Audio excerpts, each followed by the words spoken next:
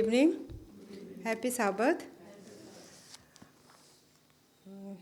आज बहुत खुशी की बात है क्योंकि आज साल का पहला साबत और यह मुझे मौका मिला है कि मैं प्रभु का वचन आप लोगों के सामने सुना सकूं और मैं बहुत ही खुश हूं क्योंकि यह मौका बहुत कम लोगों को मिलता है। शायद मैं बहुत लक्की हूं, इसलिए ईश्वर पिता को बहुत बहुत धन्यवाद हो क्योंकि उसने मुझे उसके विषय में, परमेश्वर के विषय में बताने का या मुझे मौका मिला है, इसलिए मैं धन्यवाद देती हूँ। साथ ही धन्यवाद देती हूँ दीदी को सॉन्ग सर्विस में अगुवाई करने के लिए। और हमारे बीच में बहुत दिनों के बाद में भाई विवेक और उनकी फ्रेंड प्रिंस आई हो सकती है। स्वागत है आप दोनों का। और हमारे जो रेगुलर मेंबर हैं उन सबों को मैं हार्दिक दिल से स्वागत करती हूँ आज की सभा में। तो मैं आज की सभा को शुरू करते हुए भजन संहिता की किताब से आप चाहे तो खोल सकते हैं, अध्याय 3 और 103 और पद संख्या 1, 2 और 3 पढ़ेंगे। हे मेरे मन यहोवा को धन्य का, और जो कुछ मुझ में है वह उसके नाम को धन्य कहे, उसके पवित्र नाम को धन्य कहे। हे मेरे मन यहोवा को धन्य का, और उसके किसी उपकार को ना भूलना। वही तो तेरे सर्व अधर्म को क्षमा करता और तेरे सब रोगों को चंगा करता है। इस छोटे से वचन के द्वारा मैं आप सबों को फिर से इस मंडली में स्वागत जनाती हूँ। तो आइए हम सभी इस सभा को शुरू करते हैं और हिंदी में से गाएंगे 49, मैं यीशु के साथ नूर में चलूँगा। और खुलना होगा तो हम सभी खड़े हो जाएंगे।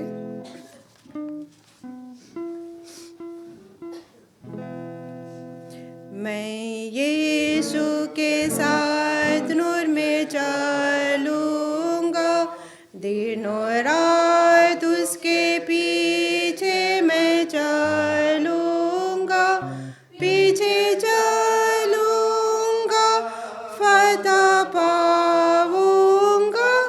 यीशु मेरा मुस्लिम मसलूम, चलते चलते नूर में यीशु के साथ, हालेलुया। चलते चलते थामते यीशु के साथ, नूर में मैं रहूँगा, फतह पाऊँगा।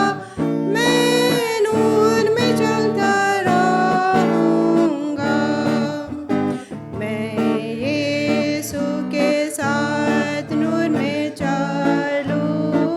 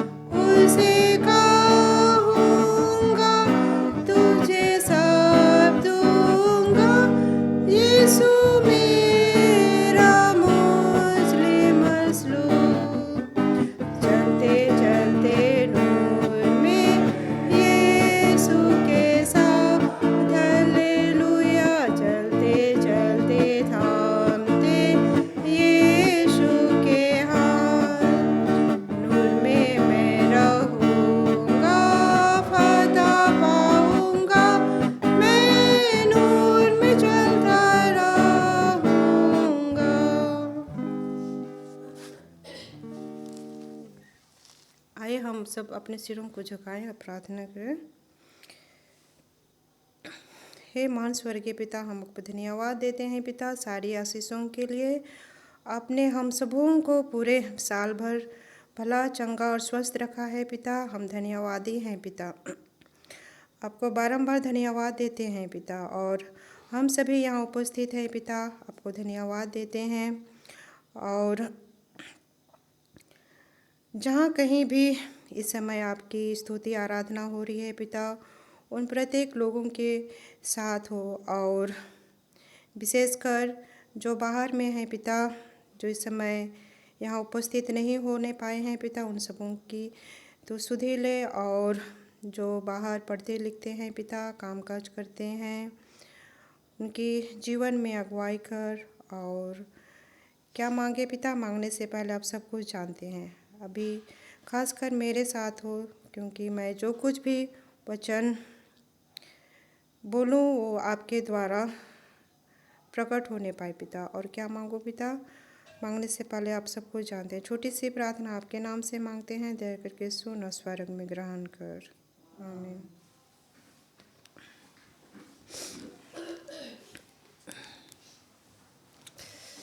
यीशु सहाय आप सबों को। और साल का शुरुआत है और सब कुछ तो बोल चुके हैं, इसलिए मुझे समझ में नहीं आ रहा था कि मैं क्या आप लोगों को बताऊं।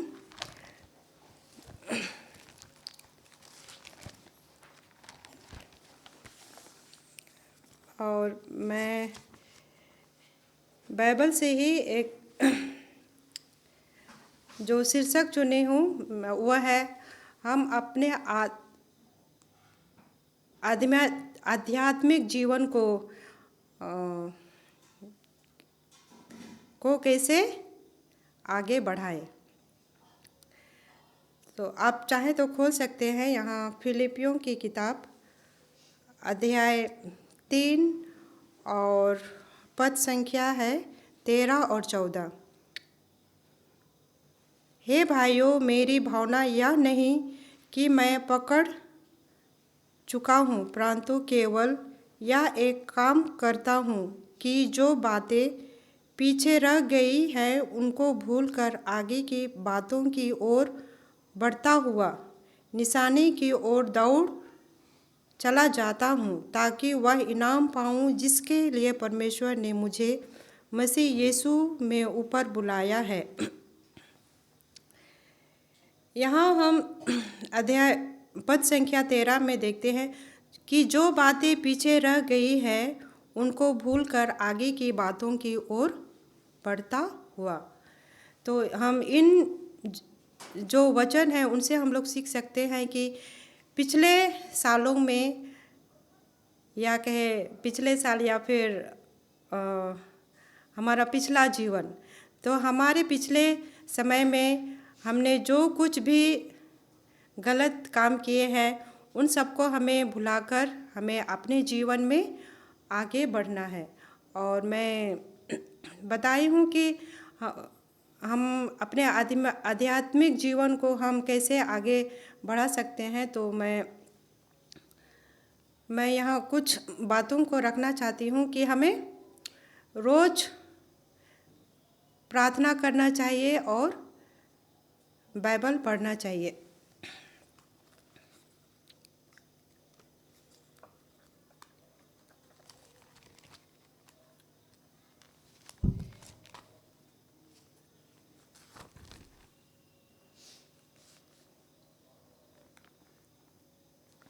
यहाँ यूहन्ना की किताब से है अध्याय 15 और पद संख्या है 5। हम प्रार्थना और बाइबल पढ़ने के द्वारा हम अपने जीवन को कैसे आगे बढ़ा सकते हैं। जैसे यहाँ लिखा है, मैं दाख लता हूँ, तुम डालियाँ हो। जो मुझ में बना रहता है और मैं उसमें, वह बहुत फल फलता है, क्योंकि मुझसे अलग होकर तुम कुछ भी नहीं कर सकते।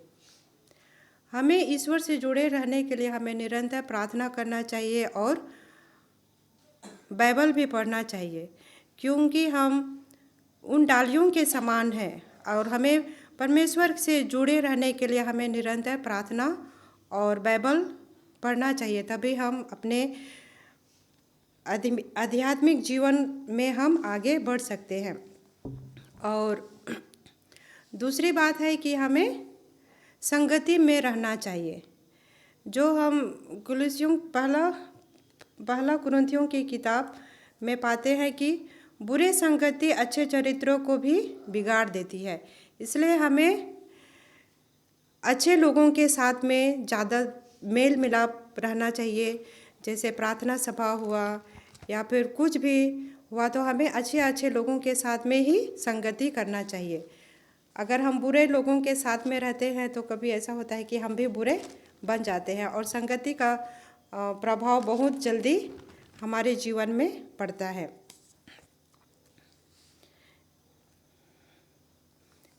जैसे इब्रानियों की किताब अध्याय 10 और पद संख्या 24 और 25 में हम लोग पाते हैं, और जो प्रेम और भले कामों में उकसाने के लिए हम एक दूसरे की चिंता किया करें और एक दूसरे के साथ इकट्ठा होना ना छोड़े, जैसे कि कितनों की रीति है, पर एक दूसरे को समझते रहे और ज्यों त्यों उस दिन को निकट आते देखे त्यों त्यों और भी अधिक या क्या करे। और तीसरा है हमें पवित्र जीवन जीना है। तो हम पवित्र जीवन हम कैसे जी सकते हैं? हम अपने चाल चलन के द्वारा, अच्छे संगति के द्वारा और मेल मिलाप के द्वारा हम पवित्र जीवन जी सकते हैं। और हमें परमेश्वर की सेवा भी करना चाहिए। परमेश्वर की सेवा हम सब समय ऐसा नहीं कि हम या फिर प्रचार ही करें, या फिर हम अपने अंदर में जो हुनर है, चाहे किसी की सेवा करना या फिर हम परमेश्वर की सेवा हम गानों के द्वारा भी कर सकते हैं। और बहुत सारे ऐसे छोटे छोटे काम हैं उसके द्वारा भी हम परमेश्वर की सेवा कर सकते हैं। और हम प्रभु के लिए एक गवाह भी बन सकते हैं। अगर हम अच्छे संगति में रहें और हम अच्छे लोगों के साथ में रहें तो हम दूसरे लोगों के लिए एक गवाह का काम भी हम कर सकते हैं।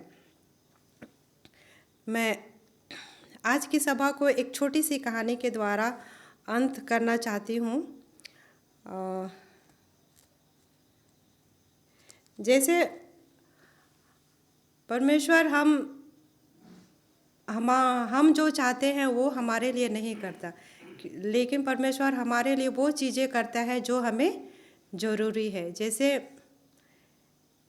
एक लड़का था जो काम काज करता था, वो हर समय प्रार्थना किया करता था। सोते समय, उठते समय, खाना खाते समय, वह हर एक कामों में सबसे पहले वह ईश्वर को याद करता था। और एक दिन वह अपने काम से खुश था, जो नौकरी करता था वो अपने काम से खुश था, लेकिन वो चाहता था कि मैं इससे भी अच्छा कुछ करूं। और वह अप्लाई भी करता है दूसरे काम को करने के लिए।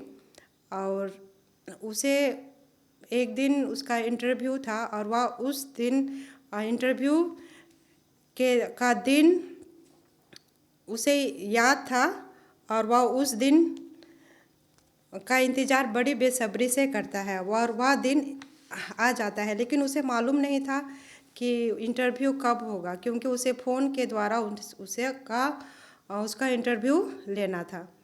तो इसीलिए वह पहले दिन ही वह अलार्म लगाकर सो जाता है। और जब 5 बजे का वह अलार्म लगाता है, लेकिन उसे इतनी गहरी नींद आती है कि वह 7 बजे उठता है। उसे पता ही नहीं चलता है कि 7 बज गया है। और लेट से उठने के कारण वह पहले जो काम करता था उसमें जाने के लिए भी उसे लेट हो जाता है। उसकी गाड़ी भी छूट जाती है और लेट होने के कारण वो अपना टिफ़िन लेने भी भूल जाता है। रास्ते में उसकी गाड़ी भी ख़राब हो जाती है। और बहुत सारी ऐसी समस्या होती है कि खाना भी वह नहीं लेने पाता है, क्योंकि लेट हम लोग जानते हैं कि अगर हमें लेट होता है तो हम सभी हड़बड़ी में रहते हैं और हमारा सब काम उल्टा हो जाता है। और जब वह खाने के लिए जाता है तो कैंटीन भी बंद हो जाता है। और सबसे बड़ी बात कि उसे इंटरव्यू के लिए कॉल भी नहीं आता है, तो वह बहुत ही परेशान हो जाता है। और घर में आने के बाद में वह खाना वाना खा के फिर सो जाता है, और सारा दिन इंतज़ार करने के बाद उसका कॉल नहीं आता है तो वह बहुत परेशान हो जाता है। गर्मी का मौसम था और लाइट भी चली जाती है, पंखा भी नहीं चलता है। वह बहुत परेशान होकर सो जाता है। जब वह गहरी नींद में सो जाता है तो उसे रात में एक स्वप्न आता है।